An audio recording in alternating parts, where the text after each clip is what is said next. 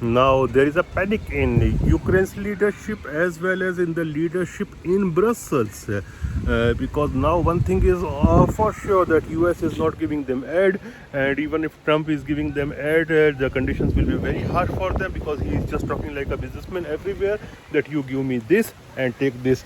So he is in panic, and one thing which the Trump's envoy Mr. Kellogg said, that very soon there should be election, and election means Zelensky will be out of power.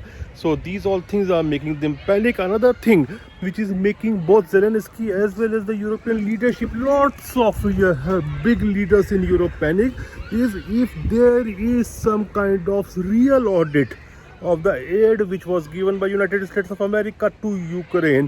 In that case, many might be, I'm using the word might be, actually behind the bars, or actually they may have to face the law. Though I don't think that any of them will be behind the bars, but there will be political issues with them, and it is very likely that Trump might start some kind of investigation, because after 2 years there will be a midterm election in United States of America. If he starts some kind of investigation and audit now, by the time there is an election, those things will be very hot by then, and he will attack Democrats. This is very much likely.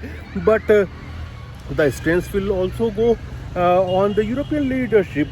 Though if it is a big scam, even after that United States can actually they can take those blows, but Europe cannot take those blows.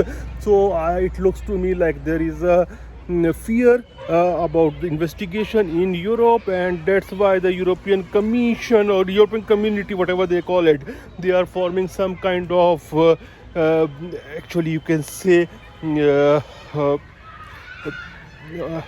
body which will investigate some kind of aggression crimes against Putin and Russia. So they want to somehow puncture all these things, and they want to continue the war. This might be a reason behind that. But if you look at Britishers and Keith Starmer in particular, they are still very much supporting the Ukrainians, and we saw all those things like that 100-year cooperation, defense cooperation between Ukraine and Britain and all those things.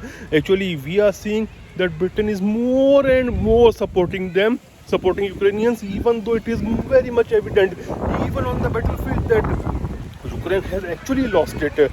But this is the reason behind that is almost more than, I will say, 150 years or 200 years of Russophobia in the British system and the deep state within Britain. And definitely there is a deep state within Britain. You look at the first Anglo-Afghan war, second Anglo-Afghan war, they used India as the base, because that time India was British colony. So there is actually a very deep hidden Russophobia, and which is making them anti-Russia and pro-Ukraine. But there is a panic in Ukraine as well as in Europe.